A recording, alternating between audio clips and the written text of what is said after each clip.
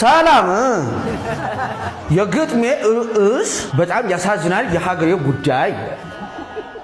አባራይ ያስነሳን ከምንጨቃጨቅ ከምንቦጫጨቅ በማይረባ ጉዳይ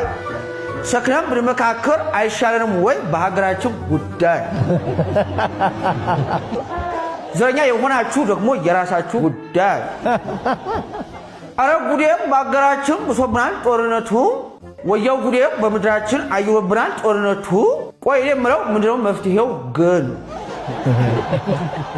ለሰላም ለፍቅር በጠረጴዛ ዙሪያ ለመነጋገሩ ብራቸው ከሆነ ከተቸጋገሩ ሰርተው የሚከፍሉት ቆንጆ ጠረጴዛ በዱቤ ሰጣለም ምንድነው ችግሩ ዓለም ኮምፒውተር ሰርቶ በቴክኖሎጂ ስንት ደረጃ ደርሷል ሰላማችን ታመን መነጋገር እያለ ምንድነው የሚያናክሰን በዚህ በሰለጠነ በ21ኛው ክፍለ ዘመን አልተረዳነውም የፈረንጆች ሴራ በሶሻል ሚዲያ ሰዎች ተዘራጉ ዳሪያቸው እንዲ እያረጉ ነጮች ቢዝነስ እየሰሩ ብር ይሸቀላሉ እኛን ያዋጉ አጨብጭቡ አትስማና አጨብጭቡ በሽጉጥና በመድፍ በክላሽንኮቭ ከምንደራረግ ጥብስ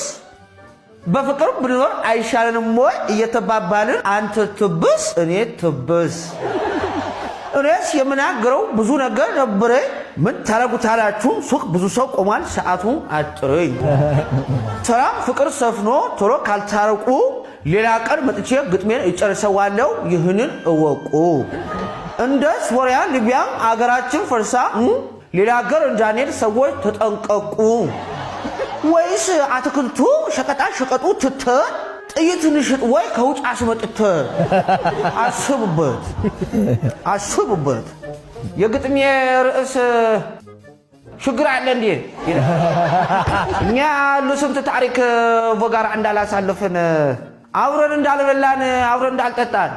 ዋ መነጋገር ከውጆን ባጉልጀ በደኝነት እየተታከሰን ረሃብ ይቀጣል ዋ